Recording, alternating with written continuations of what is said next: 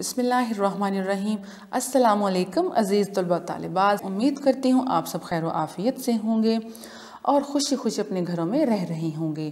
بچوں، آپ لوگوں کا بہت خیال رکھنا ہے۔ کرونا کے اس سنجیدہ صورتحال جو بن چکی ہے، بہت ہی خراب صورتحال ہے، اس میں آپ لوگوں نے اپنے گھر والوں کے ساتھ تعاون کرنا ہے۔ آپ نے ان کا خیال رکھنا ہے اور انہوں نے آپ کا خیال رکھنا ہے، اور گھر سے باہر سوائے کسی ضروری کام میں آپ لوگوں نے گھر سے باہر نہیں نکلنا۔ اگر آپ نکلتے بھی ہیں تو ماسک کے ساتھ اور سینیٹائزر کو یوز کرتے ہوئے۔ عزیز طلبہ طالبات، آج ہم پڑھتے ہیں میری آسان اسلامیات، جو کہ آپ کی درسی کتاب ہے برائے جماعت پنجم۔ بچوں، ہم پڑھے تھے باب دوم کے سبق نمبر 6 پر تھے ہم، جس کی بلند خوانی ہم نے مکمل کی۔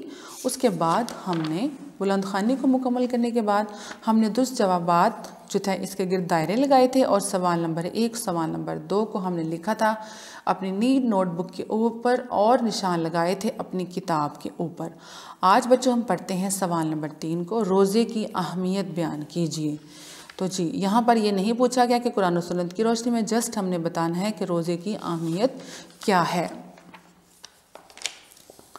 روزے کی اہمیت کا اندازہ اس بات سے لگایا جا سکتا ہے کہ روزے ہر قوم اور امت پر فرض کیے گئے ہیں، جیسا کہ قرآن مجید میں اللہ تعالیٰ فرماتا ہے، یا ایھا الذین آمنوا کتب علیکم الصیام کما کتب علی الذین من قبلکم لعلکم تتقون۔ سورۃ البقرہ آیت نمبر 183۔ اب ہم ترجمہ پڑھتے ہیں۔ اے ایمان والو، تم پر روزے فرض کیے گئے جس طرح تم سے پہلے لوگوں پر فرض کیے گئے تھے، تاکہ تم تقوی حاصل کرو۔ اس آیت کے مطابق اللہ تعالیٰ نے روزے کا مقصد تقوی بیان کیا ہے۔ تقوی دل کی اس کیفیت کا نام ہے۔ بیٹا، تقوی کسے کہتے ہیں؟ تقوی کہتے ہیں پرہیز کرنے کو، بچ جانے کو، یعنی پرہیز کرنا۔ آپ نے ہر چیز سے خود کو روکنا ہے، غلط کاموں سے، غلط بات سے، غلط خیال سے۔ ایسی کیفیت کا نام ہے، ایسے احساس کا نام ہے، ایسی فیلنگز کا نام ہے جس میں شعوری طور پر انسان جانتا بوجھتا ہوا، یعنی وہ اس کو پتہ ہوتا ہے، نیک کاموں کی طرف اس کی رغبت ہو جاتی ہے اور برے کاموں سے اسے نفرت پیدا ہو جاتی ہے۔ اس لیے فرمایا گیا ہے کہ اگر کوئی شخص روزہ رکھنے کے بعد غیبت، گالی گلوچ، لڑائی جھگڑا اور جھوٹ بولنے جیسے عمل کرے تو ایسا روزہ رکھنے کا کچھ فائدہ نہیں۔ سوال نمبر 3 میں آپ نے پڑھا روزے رکھنے کا مقصد، یعنی اس کی اہمیت ہم نے پڑھ لی۔ تو جی بچوں، اب ہم دیکھتے ہیں سوال نمبر 4، جو کہ ہمارا آخری سوال ہے اس سبق نمبر 6 کا۔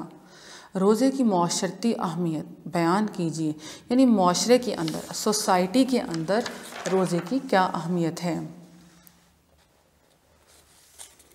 روزے کی معاشرتی اہمیت۔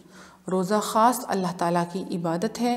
یہ روزہ دار میں تقوی اور پاکیزگی پیدا کرتا ہے۔ اس سے ضبط نفس کا سبق ملتا ہے، یعنی نفس کو خود کو کنٹرول کرنے کا، روکنے کا سبق ملتا ہے۔ یعنی ایک مقررہ وقت پر سحری کرنا، اپنی بھوک اور پیاس پر قابو پانا، اور مقررہ وقت پر افطار کرنے سے ضبط نفس کی تربیت ہوتی ہے۔ روزہ انسان کو صبر و تحمل کا عادی بناتا ہے، نیک کام کرنے کا جذبہ اور برائیوں اور بدیوں سے محفوظ رہنے کی طاقت پیدا کرتا ہے۔ پیارے بچوں، آپ نے بہت ہی خوبصورت یہاں ہم نے اپنے پورے عنوان کو پڑھا۔ اس سوال میں آپ کو یہ پتہ چل سکے گا کہ آپ نے اپنے دن بھر کے روزے کو کس طریقے سے گزارنا ہے، یعنی سحری کے وقت پر سحری کرنا، افطاری کے وقت پر افطاری کرنا۔ روزہ انسان کو صبر و تحمل کا عادی بنا دیتا ہے۔ ہم صبر کرنے لگ جاتے ہیں، انتظار کرنے لگ جاتے ہیں، ہمارے اندر سے وہ جذباتیت جو ہے وہ ختم ہونا شروع ہو جاتی ہے۔ لیکن ایسا وہی بچے کریں گے جو اس کی مشق کریں گے۔ ویسے تو اللہ تعالیٰ کو آپ کی بھوک پیاس، سارا دن کا بھوکا پیاسا رہنا بالکل بھی پسند نہیں ہے۔ اگر آپ نے خود پر کنٹرول نہیں کیا تو نیک کام کرنے کا جذبہ پیدا ہوتا ہے ایسے کام کرنے سے، یعنی اپنے نفس کو روکنے سے، اور برائیوں اور بدیوں سے محفوظ رہنے کی اللہ تعالیٰ جو ہے وہ طاقت پیدا کر دیتے ہیں۔ پیارے بچوں، آپ کا جو سبق ہے وہ مکمل ہوا۔ آج آپ اپنے گھر کا جو کام ہے وہ نوٹ کر لیں۔